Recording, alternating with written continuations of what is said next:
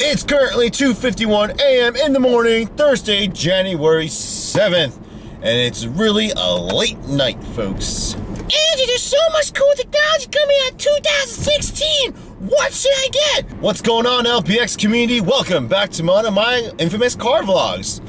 These seem to be kind of popular with some of you, so we are continuing this series of dangerous vlogging. You know, in the middle of the night, driving alone in the darkness, recording with my light on in my car. Very dangerous. No. But today's topic that I wanted to talk about is actually a topic that a lot of you have actually been asking about. And like I said in my previous video, I'll be talking about topics that you guys are frequently asking, because I do, glance over your comments when I can. And one of the general questions have been, what technology am I looking forward to in 2016? And I think I brushed upon this before, but let's go ahead and just talk about the stuff that I'm personally excited for. So I'm not gonna really dive into all the cool tech that's coming out this year, but the ones that I'm intrigued in and I'm going to be waiting very patiently for this year. So let's start off right off the bat with my number one favorite thing right now, virtual reality. I'm definitely looking forward to this year, because this is the year that all the retail versions of the Oculus Rift, HTC, even Google Cardboard might come out with their own awesome version. Samsung Gear VR already came out with their newest version for their flagship phones the holiday season. But the Oculus Rift, the retail version of the Oculus Rift is coming out this March. Now, unfortunately, I wasn't able to pre-order it because I just don't have the funds to, unfortunately. But that is coming out in March, so pre-orders are happening now, and it's going to be released in March, so that's when the first shipments come out. So hopefully by then, I'll be able to order one for myself. But the reason why I'm so excited this year, it's because this is going to be the year I think it's going to really take off. It's not going to just be developers and programmers and just YouTubers getting their hands on these virtual reality units, but it's going to be at least not the mass consumer, but at least a good portion of the market will adopt it. And I look forward to seeing the reemergence of it. Another reason why I'm looking forward to the Oculus Rift coming out, it's because that's just showing the maturity of the market at this point. That means all the peripherals that a bunch of startup companies have been working on, the walking platform, hand controls, vests and all this other stuff, that means they're further into development ever since they launched their Kickstarters a few years back. And this year, I'm really hoping by the summertime, I really get a full unit for my store. So you guys will be seeing not only more virtual reality videos, but full integration videos. So me testing out the hardware, peripherals, and on top of that, not just seeing me, but my customers reacting to these VR units and stuff, and see how immersive the experience really is. Does it really draw you in? Is it a new way of playing video games? Is it just a fad? Etc., etc. This is where I want to go ahead and put everyone's what's it called, opinion to the test, because a lot of people that I talked about virtual reality always brush it off because they consider it a fad, but at the same time they have not tried it themselves. They are really quick to judge it, but once again, they don't judge. They haven't tried it. And for the people that have tried, for the naysayers online who are saying, oh, it's just stupid, it's a waste of money, it's just a waste of time, etc., etc., they're not really looking at the bigger picture. They talk about immersion and that just looking around but still using hand controls for moving and shooting and all that stuff is not really progressing the market at all. It's just a new way of looking at the game. They're very short-sighted. They don't see what this technology implies and where it's going to, because if the R&D, the research continues for this technology, we are eventually going to get to the point where you have full dive, full immersion into not only these games, but virtual environments or even real environments, because you could be virtually present in another location, not just another building, but a part of the world, and you could be there. You could feel like you are there. Now, this is also, and for those of you who didn't get my little reference to Sword Art Online, that's where I'm kind of gearing towards, because are we going to get to the whole point of neural integrations and stuff in the future? We're very far off from that. That is years down the line. That is, that's a lot of science involved. That, you know, I don't even have the capacity of understanding. Like I probably have a working understanding of it, but you know, that's way down the line, and I'm pretty sure like not many people are gonna be willing to test that. But who knows? I mean, by the time my kids are playing games in the future, you know, my future kids I plan to have, that might be the new norm. And we might hit the whole singularity thing for who knows. Now that's a whole nother topic right there. But this year, I'm very excited to be I just can't wait for this summer to be able to try out all the new peripherals and stuff, because I am going to order them once things kind of taper down for my business, order them not only for this channel, but for my store, for my customers to use. So for those of you who've been wanting to try it out, you know, this summer, hopefully I have one, come visit my store. You guys can actually try it out in person. My only condition is, let me put your reaction on YouTube, and we will go from there. But that's the virtual reality stuff. What else am I looking forward to this year? And another thing that was just announced about a couple days ago, LG just released their version of a flex screen. So like a flex TV, like a rollable one. Now, Samsung kind of dabbled on this a few years back, showing how they could curve screens and look how they can bend it, and look how like their OLED screens were. But it looks like LG took it a step further by showing a screen that they could actually physically roll up. Now, can you roll it as tight as like a tight newspaper and tighten as much as you want? No, it has limitations on how much you can roll it and stuff. But still, at the end of the day, this is awesome. It is. I'm excited to see this because I personally been waiting for foldable screens, and eventually integrated augmented reality smart glasses in the future. But you know, I followed Corning for the last few years and what they've been developing in glass technology, and my God, like, you guys don't understand like the implications of this, because no longer, let's just talk about TVs. No longer will you have to go and buy a huge box for like a 70-inch screen. This is like this ginormous thing that you have to carry around, especially for shipping companies. You can only fit X amount of those boxes per load and everything. Now you can basically just roll it up like a tube. So you can roll it up, and it's not like it'll be like a small like mailing tube. It's gonna be like a cylinder per se, but you can stack a lot more TVs that way than you would if it was upright and had their, considering their brackets and stuff. And a lot of you might say, well, what's the big deal about that? But you gotta think back, like think further back for when like the 90s and the 80s when we had tube TVs. I actually have several in my store, and the weight and pure size of these things just made me think like, how the hell did people deal with these things back in the day? Because not only are they huge, but they weigh a ridiculous amount. Especially for like a 30-inch TV for your rich folks back in the day. There's a Sony Triniton monitor in my store.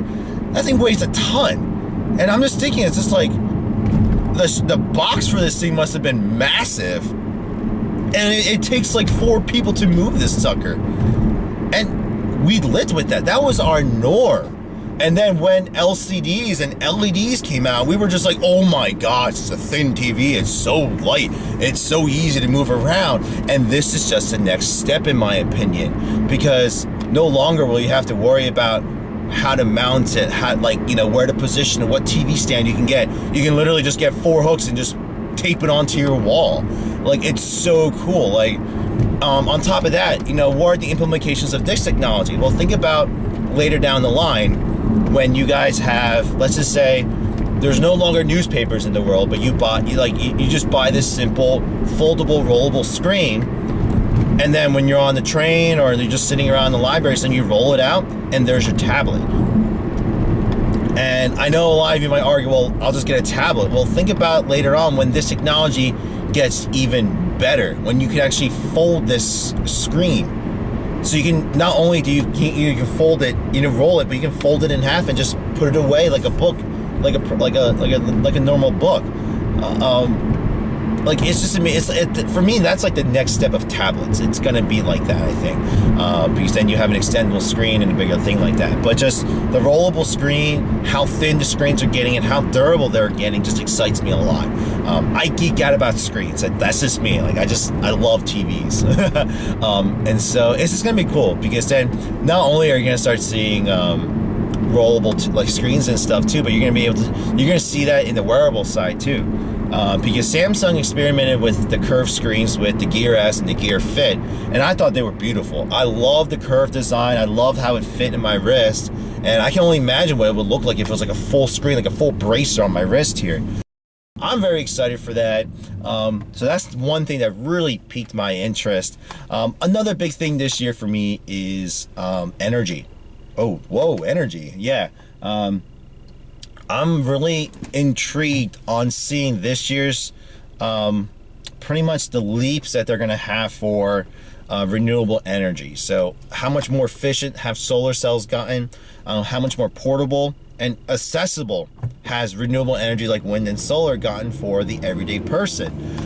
Because if you guys notice, like 10 years ago, it was an arm and a leg just to get a solar panel roof, like to get line your roof with solar panels, and it was like an arm and a leg. The materials cost a lot, the installation was like a headache, the servicing was a headache. But these days you can literally go to Home Depot and buy like a DIY solar kit for your home and go off grid on yourself. Are they like industrial size? No, but that's like, for me, that is a nice first step to integrating renewable energies into the everyday home and the everyday area. But I would like to see where they take it next. Are they gonna release more consumer versions of like solar glass, recharge, what's it called? See if they actually progress further on the solar roadway ideas. I'm really intrigued on that, because unlike many people out there, I personally believe in global warming. I'm all about the renewable energies, because it doesn't take a smart person to understand that all the crap that we're burning to supply our energy and power for everything isn't going to harm the planet or harm us. I personally visited China, and when I landed in China, it was just like, so this is supposed to be a clear day. My friend got sick just from the smog, and are you telling me that's healthy for people? That's safe? That's man-made? That's not man-made? That's nature? No, that's all the crap that we're burning. And the U.S. went through the same process as China did back in the day. Like, we had acid rain and all that crap before.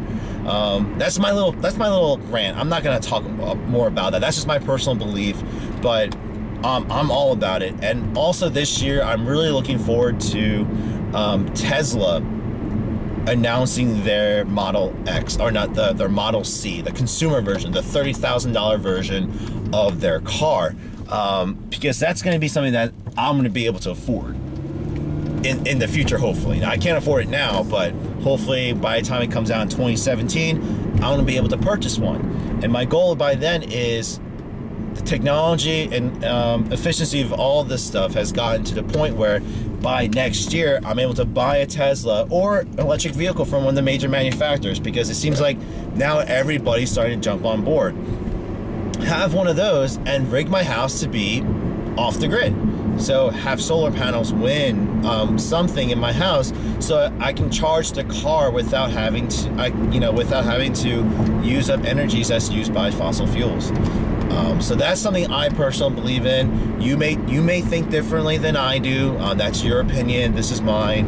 But that's something I'm looking forward to. Another cool thing I'm looking forward to this year is actually 3D printing. I've been very intrigued about this technology for years, but I want to see how much further it's gotten. Because this past year, you saw things like 3D printed chocolate foods. Last year they showed off a 3D printer making a pizza. Let's see where it's gotten from there. Like, can you literally just throw in ingredients, it'll make food? Probably not, But I'm thinking, like, can it now print organic material? I read that they're actually printing skin now, but have we gotten further? Can we actually print out artificial organs or anything beyond that? Or can we start printing with metals? I think we can now. I think I heard about that. So, like, how much further has technology gotten, as well as how much more affordable has it gotten for the populace? Because if you guys didn't realize, because of the emergence of 3D printing, it really did bring back manufacturing back to the United States and back home for your respective countries. Now engineers didn't have to rely on some third-party company to make a replica or a prototype of their models. They could literally draw it up, plug it into a computer, and print it out, and have a working model right then and there. They didn't have to wait weeks. It just sped up the process even more. Now, am I into engineering and that kind of stuff? No, but it excites me, because not only are you bringing back you're bringing back that process back home, but you're enabling a lot more creative minds to really go out and do something with it. It really is awesome. And for people like me, for who own a business and stuff, it'd be nice if I could use that for custom printing merchandise that people might want. Now, that's gonna be like a hairy line in the future of, like, you know, copyright infringement, that kind of stuff. So, but that's for a later topic. But I'm really intrigued in seeing how much further the technology has progressed in this past year. And if you guys haven't realized too, in the last couple of years, especially more than the past decade, in my opinion, we've been seeing a lot more new tech appearing, and they've been progressing a lot further. Look how fast drone technology took off. Like, at first, it was like a small toy, and people were, they thought it was stupid. But as the drones got more capable, more powerful, the battery technology improved too. So finally, it took the United States and the rest of the world a little bit longer than it should have, because of all these oil companies buying out patents, and that's something that's my knowledge base. But we finally have companies making more and more efficient battery cells to store this kind of energy, so we can have things like drones, and they can last long, and they can, now they're out, and you guys are seeing it. They're using drones not only for military use, but to shoot movies, survey areas and stuff, and a bunch of things. Like, even my cousin, his wedding video, like, a good part of it was with use of a drone. It was really cool. Architects and even real estate agents are starting to use drones to model certain homes, so that they can use it to show off the land, see how the house really looks from afar. It's a different way to view things. So I'm really excited. Filmmakers are using they're starting to use drones more than they're still using helicopters, but drones just give them another way of making movies and stuff. And it goes beyond that. I mean, even look, Amazon was messing around with the whole drone delivery system back in the, not too long ago. That might actually still be a thing, give or take how the government will regulate that and everything. But that's something that I look forward to seeing as well. I'm jumping ship here a little bit, but I'm looking forward to seeing what the new drone systems are like this year. They've gotten big too. I mean, I went to Best Buy recently, and I saw them on like the CES shows and vlogs last year, but seeing them in person, they are massive, folks. They are huge. It actually makes me want to play with one, but to be honest, I have honestly no need to play. I have no real world practical use for it. But hey, if any of you manufacturers want to let me play with one to, let me have a review, I'd be more than happy to. But there's that. And then just to wrap up this video, I know there's a lot of tech coming out, but once again, these are just techs that I'm looking forward to this year and seeing how it evolves. But one last thing, or maybe technically two things, is how the mobile market improves this year. Because let's just be honest, folks, last year was a little lackluster in all the devices. From the Apple Watch to the new Samsung Note 5, I thought last year was pretty stale. I don't know about you, but that's just my opinion. I thought the phones, the watches were all very stale. Nothing really excited me. I really hope this year with the S7, the Note 6, the next Gear S, the next Apple Watch, the iPhone 7, they really push the design envelope, not just improving the specs a little bit, but pushing the design, the interface, the technology, actually push the technology. What do you mean by that, Andrew? Design language. Samsung took their phones a baby step towards a different design by implementing some of the curved displays this year. Now, is it really a wraparound screen? No. But don't stop there. Keep pushing it. Intrigue us. Show us something different. Don't be stale. At the same time, corporate executives, shareholders, they just want money. They just want sales. Fine, that works. But I'm really hoping that they really push the design language this year. Not only that, improving the specs even more. They always have incremental increases year over year. I'm really hoping to see a huge leap this year. And why is that? It's not just because app speed, blah, blah, blah. No, it's because I tend to look years down the line. And when I only see incremental increases on the phone, it kind of boggles me because let's take VR, for example. The Samsung Gear VR uses the Note 4, Note 5, and respectively. The apps and programs still strain the phone. They still make it overheat, and they can run a few hours now. They can run it a little bit longer now because of the improved performance, but I want to see it get to the point where it can run it flawlessly, because it's only showing us that the mobile technology is getting even better and smarter and more powerful on less power. More power with less. And why do I want to see that? It's because now that these microcomputers are getting stronger and stronger, the interfaces, not only for the smartwatches, but let's say augmented reality. Google Glass, folks, it might be coming back this year. Who knows? But I want to get to the point where I shouldn't have to really carry around too much. My interface should be fully integrated to what I'm seeing in the world. I'm excited for that. I don't know about you guys, but like a HUD display sounds really cool to me. Being able to just be like, phone call coming, answering, be going on with my business, but still talking through the earpiece and everything. Being able to just interact by just, using my fingers to do things. Being able to record in the moment. Camera phones have gotten faster, but they're not instant yet. Let's just get to the point, it's just like, oh my God, record it. And it's just recording. You don't have to like whip out your phone or nothing. What you're seeing is what you're recording. Being able to just interact with your environment better. But in order to get to that technology, we need to improve the current technology and improve the mobile technology. So this year, I'm really hoping to see what will it look like? What are the specs I want to see? I'm not really going to share that. It's just, it can't just be a 10%, 20% increase over last year. Is it going to happen? I'm pretty pessimistic on that. These companies are just they're just doing like little baby steps up every year, with that. But I'm hoping to see some big things from Samsung and Apple this year. Oh my God, Apple, yeah. I really want to see Apple push the envelope for once. They haven't really done it since the iPad, if you really consider that. I'm waiting for the press conference where Apple's like, here's this new piece of tech. It's new. Or look, we took what they did, but improved it immensely. And I want to be able to say, you know what?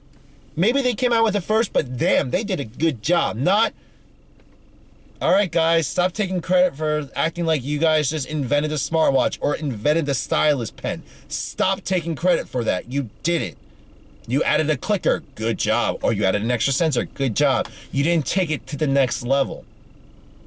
So do that. I'm really hoping that they do this year, because the way I look at it, if Apple does it, and if they actually surpass everyone in that, then it lights a fire under all these other companies to innovate even more.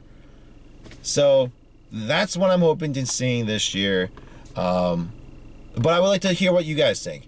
What other technology, What other pieces of tech or developments are you guys interested in this year?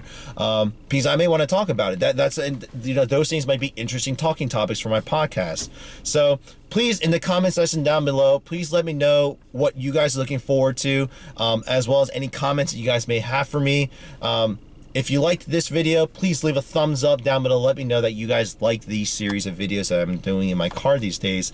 As well as if you watched this part of the video, and if you kind of liked what I had to say, I do encourage you, if you haven't already done so, please do hit that subscribe button to check out some of the other videos I've done, but as well as to check out future videos that I will be making for this channel. Until the next video, guys, thanks for stopping by, and please, whatever time of day it is in the part of the world that you are watching this video right now, please have a good day, good morning, and good evening, and hopefully I'll see you guys in the next video. Take care.